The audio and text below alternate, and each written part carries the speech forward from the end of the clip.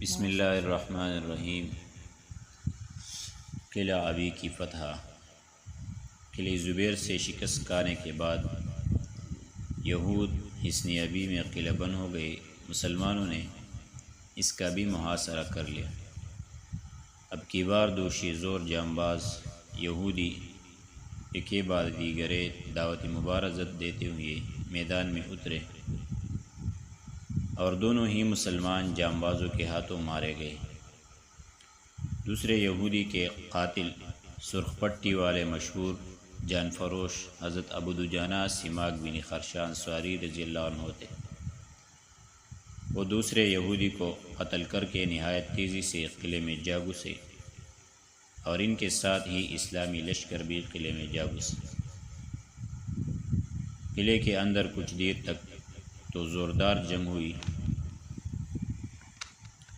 لیکن اس کے بعد یہودیوں نے قلعے سے کسکنا شروع کر دیا اور بالآخر سب کے سب بھاگ کر قلعہ نزار میں پہنچ گئے، جو خیبر کے نصف اول یعنی پہلے منطقے کا آخری قلعہ تھا۔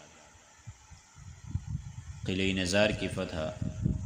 یہ قلعہ علاقے کا سب سے مضبوط قلعہ تھا اور یہود کو تقریباً یقین تھا کہ مسلمان اپنی انتہائی کوشش صرف کر دینے کے باوجود اس قلعہ میں داخل نہیں ہو سکتے، اس لیے اس قلعے میں انہوں نے عورتوں اور بچوں سمیت قیام کیا، جبکہ سابقہ 4 قلعوں میں عورتوں اور بچوں کو نہیں رکھا گیا تھا۔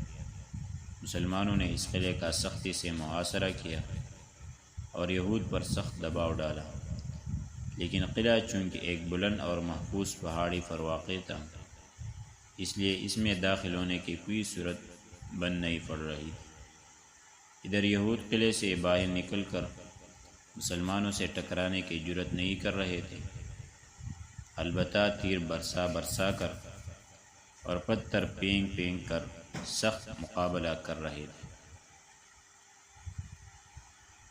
جب اس قلعہ نزار کی فتح مسلمانوں کے لیے زیادہ دشوار محسوس ہونے لگی تو رسول اللہ صلی اللہ علیہ وسلم نے منجنیق کے آلات نصب کرنے کا حکم فرمایا۔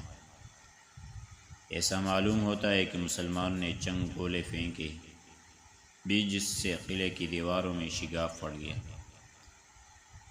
اور مسلمان اندر گھس گئے۔ اس کے بعد قلعے کے اندر سخت جنگ ہوئی اور یہود نے فاش اور بدترین شکست کھائی۔ وہ بقیہ قلعوں کی طرح اس قلعے سے چپکے کسک کر نہ نکل سکے، بلکہ اس طرح بے محابہ بھاگے کہ اپنی عورتوں اور بچوں کو بھی ساتھ نہ لے جا سکے اور انہیں مسلمانوں کے رحم کرم پر چھوڑ دیا۔ اس مضبوط قلعے کی فتح کے بعد خیبر کا نصف اول یعنی نطوات اور شق کا علاقہ فتح ہو گیا۔ اس علاقے میں چھوٹے کچھ مزید قلعے بھی تھے، لیکن اس قلعے کی فتح ہوتے ہی یہودیوں نے ان باقی ماندہ قلعوں کو بھی خالی کر دیا اور شہر خیبر کے دوسرے منطقے یعنی قتیبہ کی طرف بھاگ گئے۔ خیبر کے نصف ثانی کی فتح۔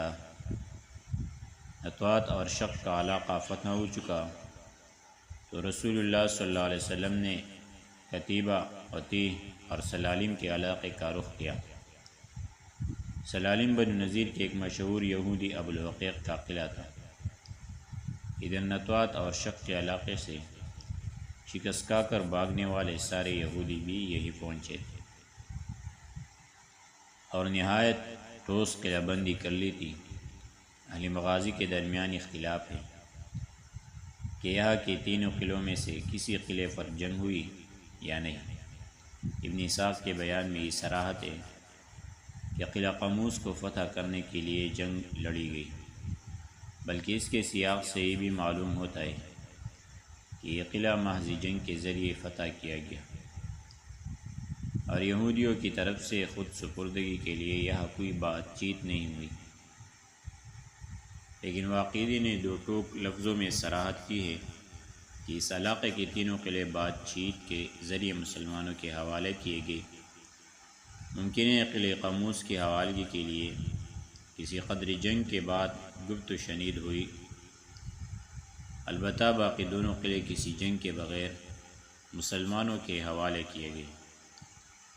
جب رسول اللہ صلی اللہ علیہ وسلم اس علاقے کتیبہ میں تشریف لائے تو وہاں کے باشندوں کا سختی سے محاصرہ کیا۔ یہ محاصرہ 14 روز جاری رہا۔ یہود اپنے قلعوں سے نکل ہی نہیں رہے تھے، یہاں تک کہ رسول اللہ صلی اللہ علیہ وسلم نے قصد فرمایا کہ منجنیق نصب فرمائے۔ جب یہود کو تباہی کا یقین ہو گیا تو انہوں نے رسول اللہ صلی اللہ علیہ وسلم سے صلح کے لیے سلسلے جنبانش کی۔ صلح کی بات چیت۔ پہلے ابن ابی الحقیق نے رسول اللہ صلی اللہ علیہ وسلم کے پاس پیغام بھیجا کہ کیا میں آپ کے پاس آ کر بات چیت کر سکتا ہوں؟ آپ نے فرمایا ہاں، اور جب یہ جواب ملا تو اس نے آپ کے پاس حاضر ہو کر اس شرط پر صلح کر لی کہ قلعے میں جو فوج ہے اس کی جان بخشی کر دی جائے گی اور ان کے بال بچے انہیں کے پاس رہیں گے، یعنی انہیں لونڈی اور غلام نہیں بنایا جائے گا، بلکہ وہ اپنے بال بچوں کو لے کر خیبر کی سرزمین سے نکل جائیں گے اور اپنے اموال، باغات، زمینیں، سونے چاندی، گھوڑے، زرے رسول اللہ صلی اللہ علیہ وسلم کے حوالے کر دیں گے۔ صرف اتنا کپڑا لے جائیں گے جتنا ایک انسان کی پشت اٹھا سکیں۔ رسول اللہ صلی اللہ علیہ وسلم نے فرمایا، اور اگر تم لوگوں نے مجھ سے کچھ چھپایا تو پھر اللہ اور اس کے رسول بری الذمہ ہوگی۔ یہود نے یہ شرط منظور کر لی اور مصالحت ہو گئی۔ اس مصالحت کے بعد تینوں قلعے مسلمانوں کے حوالے کر دیے گئے اور اس طرح خیبر کی فتح مکمل ہو گئی۔